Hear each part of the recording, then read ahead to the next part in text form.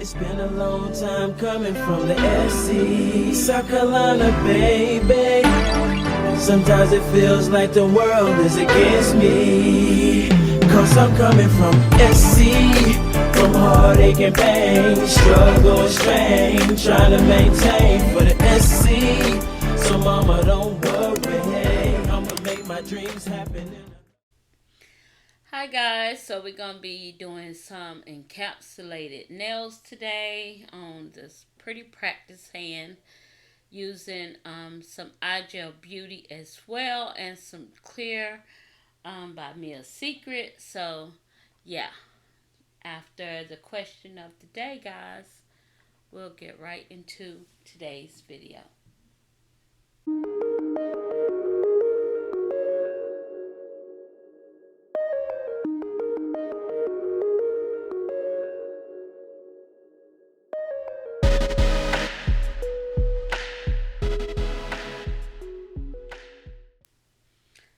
Question of the day: which of the following is not a proper way to store or dispose of monomer liquid and polymer powder products? A. Pour unused products directly into a closed waste receptacle. B. Store products in a cool, dark area. C. Store liquid products separate from dry products. D. Seal leftover products in a plastic bag and dispose. The answer will be revealed during the video.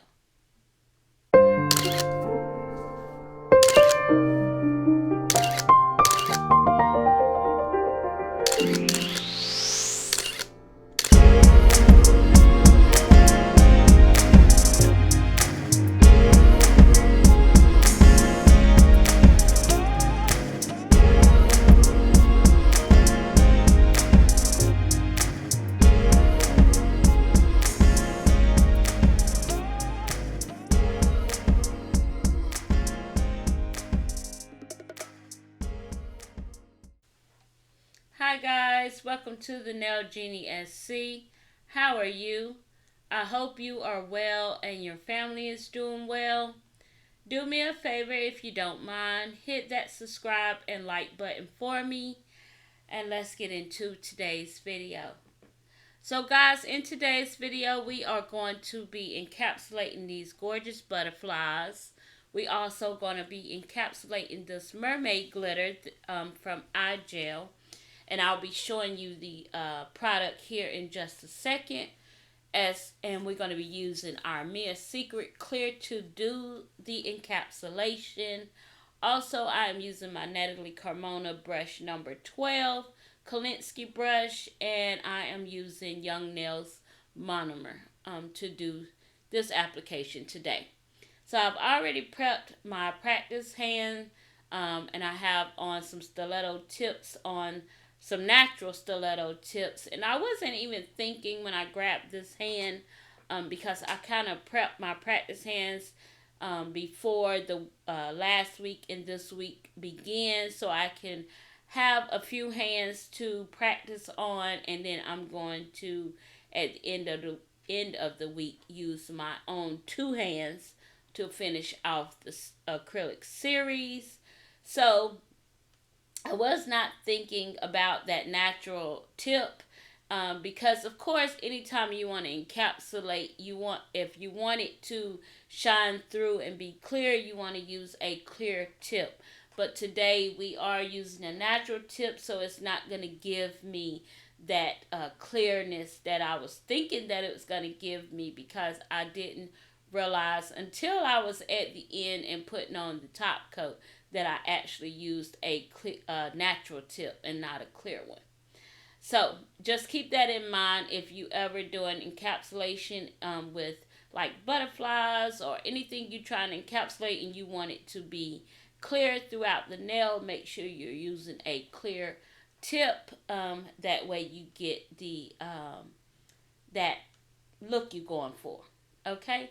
I also want to apologize in advance, guys. When I went to encapsulate the butterflies on the ring finger, my camera was not on its autofocus, so it's kind of blurred it out. So I end up taking that part of the video out because I didn't want you guys to sit through just a bunch of blurry mess. So I will be encapsulating more this week. So hopefully in the next few videos we'll capture that encapsulation better. So you guys, if you are seeking to learn about how to encapsulate things on your nail, I'll be able to help you some kind of way with that. But we are going to, I am going to be showing you a bit of it. So, of course, I always go in with my clear to do the protective layer on the natural nail plate. And if you've been following this series, you already know what it is. I don't have to keep talking about that. Now we're going to go in and encapsulate the nails. Or encapsulate, not encapsulate, but we are going to go in and add these butterflies to the nail so I can encapsulate them. So what I'm doing is, in order to make sure that I can get the butterflies to stick to the nail, I'm just putting a small bit of clear acrylic onto the nail. Because of course with encapsulation, your nail is already going to be big. So you want to make sure that you're not bulking up the nail too much. So you just want to put a light layer down of clear and then put the pieces that you want to encapsulate onto the nail. And then go ahead and then put another thin layer of clear over that to encapsulate it. And here is where I realized that it was getting blurry. So I end up taking most of that footage out. So I do apologize, guys. But you want to just build up the acrylic slowly and light-handed. That way you don't get a really bulky nail. But you want to make sure to encapsulate. You want to make sure that your, whatever it is you're encapsulating, whether it be flowers, butterflies, charms, whatever you're encapsulating, that you make sure it's actually encapsulated into the nail. So when you go to filing, you won't file into your encapsulated pieces. So, of course, it took a little minute to get this nail built up because, of course, I'm using clear. And for some reason, guys, with clear for me, it's kind of hard for me to see it. As I'm building the nail, I have to really focus and take my time because with using clear and being hard to see it, you can get out of hand with the clear because once this acrylic dry, it really shows you how much product is actually on the nail. So be mindful of that. I also am a person who need glasses. I don't actually wear proper real glasses, and I do need to get my glasses. So I do have a hard time sometimes seeing the things that I should be seeing. But I'm still able to get the application the way I want to. So here I am taking this beautiful mermaid glitter from Igel Beauty, and I am just going in and I'm putting this on the pinky and the middle finger, and I'm going to ombre the pointer finger. So I love how these glitters are so compacted together. You able to see all of the beautiful colors, and I thought this glitter would pair well with the butterflies because of, you know, it's not a summer look, it's more of a kind of springy summer look. It just gives you more of a pastel summer look instead of that brightness that I've been doing. But of course I wanted to try different brands of acrylics that I have. And guys, I can assure you I am not going to get through every acrylic I actually have while doing the series, but over time I will be able to show you guys and use more of the acrylics I have. But I'm just going into my acrylic drawer. And guys, I have 5 acrylic drawers. So that, if that tells you something, then yeah, I have 5 acrylic drawers. So I'm not going to be able to show you every acrylic that I've purchased or use each and every one of them or not each and every one, but each and every brand that I've purchased this week. Because I have supported a lot of small business owners as well as some larger companies, and I want to try out the kind of ones that, in the beginning on my journey, when I wasn't as great and learned, was still in my learning phase of applying acrylic. um, I wanted to circle back. Igel Beauty was one of the acrylic brands that I really wanted to circle back on, because I knew that, I don't know if I said it last week or I've said it in a video before, but I know that sometimes um, it's the operator. It's never in the product sometimes. Sometimes it's in the operator who is working the product. So when I went and started working this product, as you guys can see, it just was absolutely stunning to work with.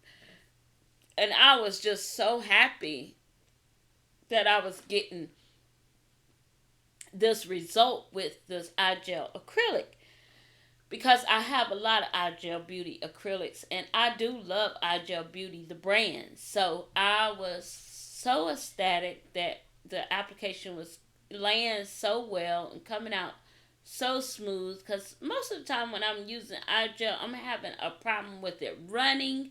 But I think it was more because I didn't know how to control my beads. Now, guys, the brush is plays a major part in how you can control your product. I started off with a number 8 brush. Then I went to a number 10 brush. And now I'm working with a 12. And 12 is where I'm comfortable at right now. I'm not ready to move up just yet. Not saying I won't get ready or won't be ready, but I'm not ready to just move up just yet. So 12 I'm comfortable with. And when I say a brush plays a major part in your application, because however large the brush hairs are, or however large your brush is, the more liquid the brush hairs hold.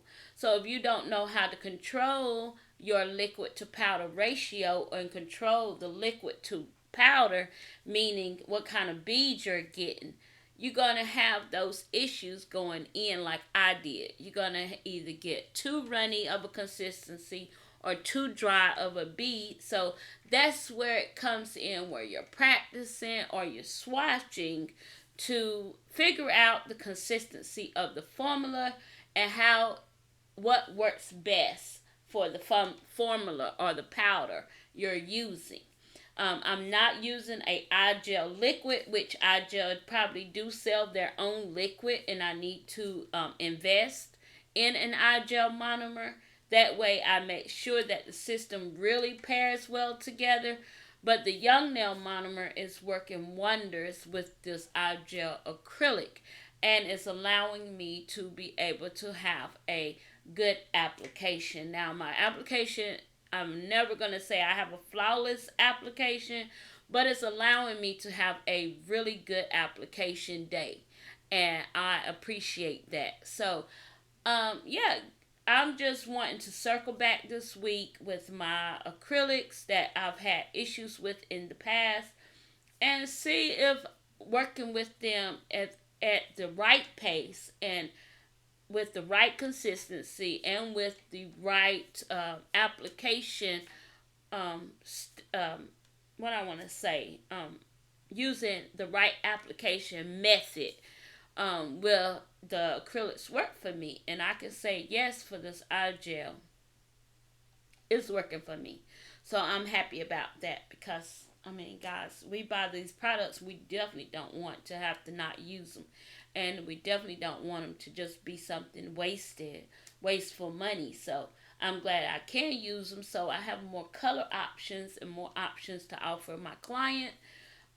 and all my clients, and myself as well, and practice with to show you guys.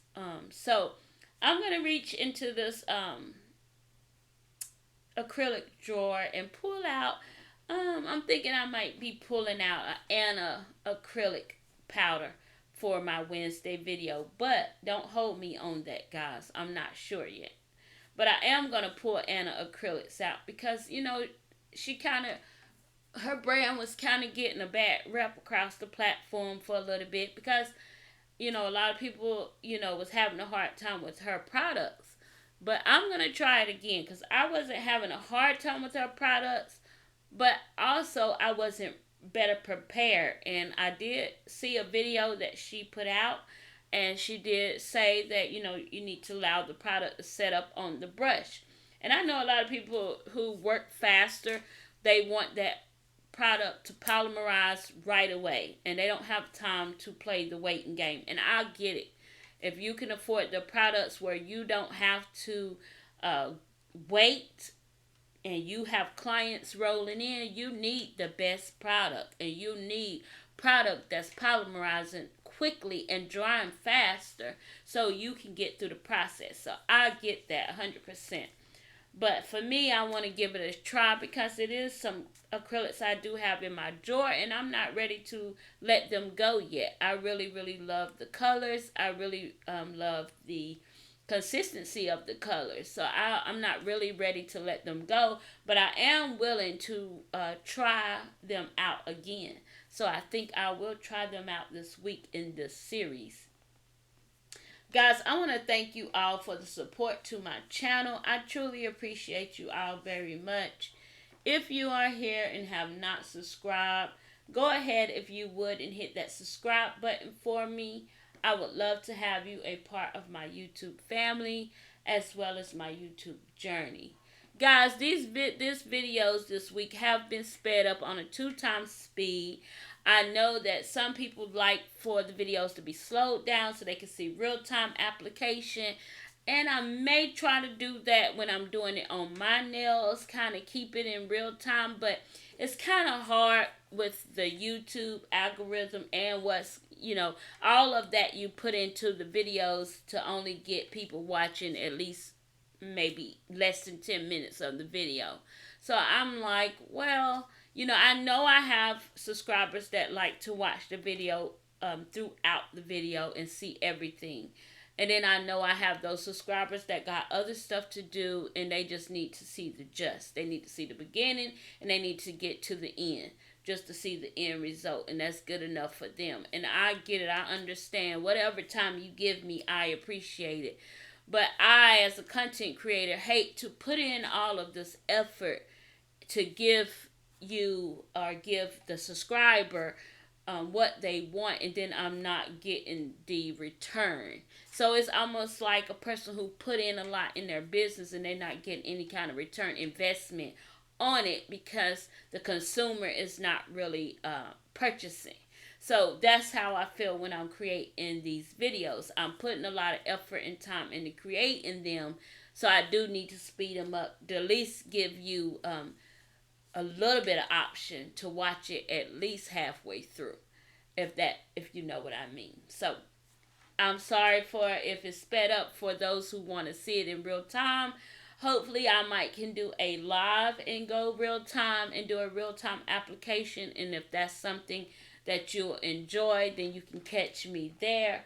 But far as the videos that I put out, I try to put it out and keep it in a good time frame where you can enjoy and kind of get the gist of it as well. I know this is not what you call a tutorial. You call this just me applying acrylic. But if you can learn something from it, I appreciate what little bit you can take from it. Okay? So we're going to get to the answer to the question of the day, guys. And of course, if you read that question carefully, then you already know what the answer is. But sometimes those questions can kind of be long.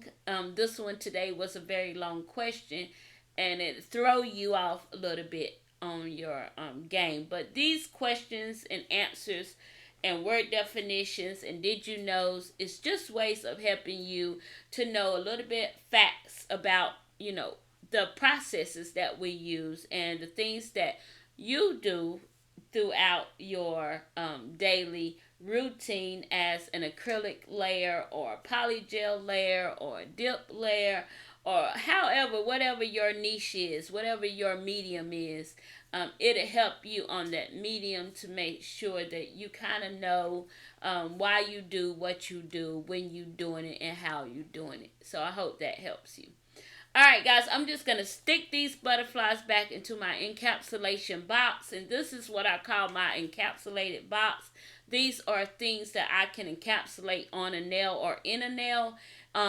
These more flat pieces and allow me to encapsulate them on a nail, so I have a little box for those. Alright, the answer is A. Pour unused products directly into a closed waste receptacle. Those are things that you should not do with monomer or polymer powders, guys. You should never pour the unused product directly into a closed waste receptacle. You need to take the paper towel, clean out the dampened dish, put it into a plastic bag or some type of Ziploc bag, or even pull it, roll it into your glove, and then toss it into the trash. But you definitely don't want to pour those chemicals into your waste receptacle and close it, because if you think about it, how many other things is going in that waste receptacle? And you don't want to cause yourself a fire. Guys, chemicals will catch fire if they're mixed with other chemicals. So be careful and be mindful of that. Alright guys, I'm going to let you enjoy the rest of this video by listening to a little bit of music. And I want to just thank you all for watching. Please don't forget to comment, like, share, subscribe. Follow me over on all of my socials at TheNailJeanieSC. And guys, don't forget there is a ongoing 500 subscriber giveaway. We're going to be doing 2 winners, 1 US winner and 1 international winner. And you can find that giveaway video in my video archives. It came out the month of July, so you don't have to go back that far. But make sure you check that video out if you want to be entered into the giveaway if you are subscribed to the channel. Alright guys, enjoy.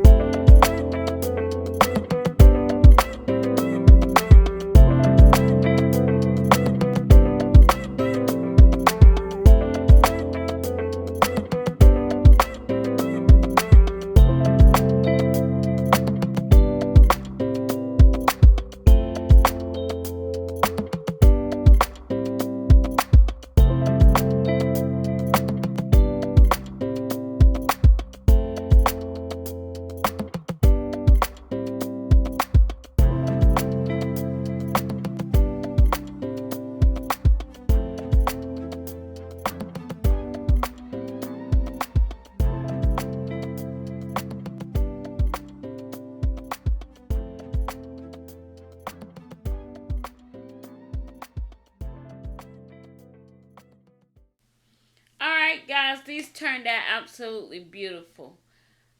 Alright, until the next video, guys, you already know what time it is. I will see you all in my next video.